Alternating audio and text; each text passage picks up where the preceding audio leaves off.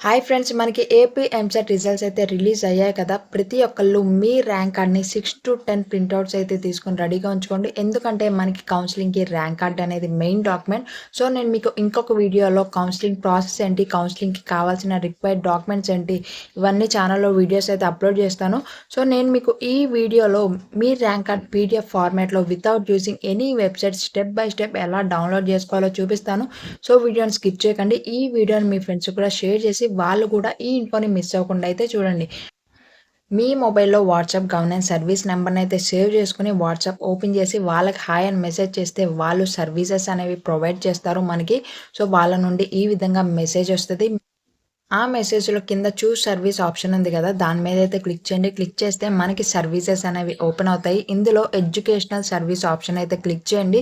Click చేశాక వీటిల్లో first one మనకి ఏపీ ఎంసెట్ ర్యాంక్ కార్డ్ అని ఉంది కదా.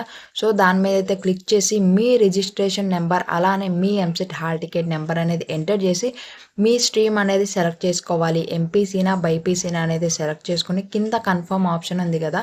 సో, కన్ఫర్మ్ ఆప్షన్ మీద క్లిక్ చేయండి. క్లిక్ చేసిన వెంటనే మన నుండి వాళ్ళకి రిప్లై మెసేజ్ అనేది వెళ్తది. రెస్పాన్స్ సెంట్ అని మీరు స్క్రీన్ మీద అయితే చూడొచ్చు. సో, వాళ్ళు మనకి మన ర్యాంక్ కార్డ్ అనేది పీడిఎఫ్ ఫార్మాట్‌లో అయితే సెండ్ చేస్తారు. మీరు ఇచ్చిన డీటెయిల్స్ అనేవి కరెక్ట్ అయితే. సో, అక్కడ డౌన్‌లోడ్ ఆప్షన్ ఉంది కదా పీడిఎఫ్ మీద. దాని మీద క్లిక్ చేస్తే పీడిఎఫ్ అనేది మీ మొబైల్‌లోకి అయితే డౌన్‌లోడ్ అయిపోతది. ఈజీగా అక్కడి నుంచి అయితే మీరు సేవ్ చేసుకోవచ్చు. సో, ఈ విధంగా మీ ఎంసెట్ ర్యాంక్ కార్డ్ అనేది పీడిఎఫ్ ఫార్మాట్‌లో ఈజీగా అయితే డౌన్‌లోడ్ చేసుకోవచ్చు. ఈ వీడియోని మీ ఫ్రెండ్స్‌కి కూడా షేర్ చేసి మరిన్ని ఇలాంటి ఇన్ఫర్మేటివ్ వీడియోస్‌ని మిస్ అవ్వకూడదంటే ఛానల్‌ని సబ్స్క్రైబ్ చేసుకోవడం మాత్రం మర్చిపోకండి.